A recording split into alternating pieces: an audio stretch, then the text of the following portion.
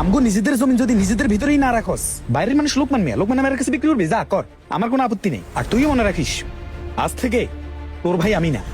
আরে ভাই তুমি থামো, লোকমান কাকার কাছে আমি ওই জমি বিক্রি করতেছি না। আমার বিদেশ যাওয়ার জন্য লোকমান কাকা আমারে 5 লাখ টাকা ধার দিচ্ছে। কি বলিস?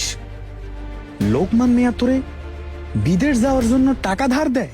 হ্যাঁ, লোকমান মিয়া আমারে বিদেশ যাওয়ার জন্য 5 লাখ টাকা ধার দিচ্ছে। তো ধার কি আমরা দিতাম না? তুই কি ওভাবে বলছিস নাকি আমারে? হ্যাঁ, আমি ভাবছিলাম যে তুই বিদেশ যাবি নাকি কি ব্যবসার কাজ করবি, এই জন্য আমি ঠিকভাবে বুঝিয়ে নেই, তোকেও টাকা ধার দেইনি। শোন, ওই জমিন আমাদের কোনো কাজেও আসবে না, কথা বুঝিস। লোকমান মেয়েরে দেওয়ার দরকার নাই, আমাদের জমিন আমাদের কাছেই থাকবো। ওই আমি 7 লক্ষ টাকা ব্যবস্থা করতেছি, ওই জমিন কখন দিবি? আমার নামে নিমু, তোর ভাইয়ের নামেই নিমু। বাহ, এই তুমি আমার ভাই, মায়ের পেটের আপন ভাই। তুমি না আমারে সেই দিন কয়েছো তোমার কাছে 20 খাওয়ার টাকা নেই, তোমার ব্যবসা ভালো চলতেছে না, তুমি সংসারের খরচ চালাতে পারতিস না। কত দুঃখের কথা। আর আজকে তুমি আমারে কষ্ট, কখন তুই টাকা নিবি বল?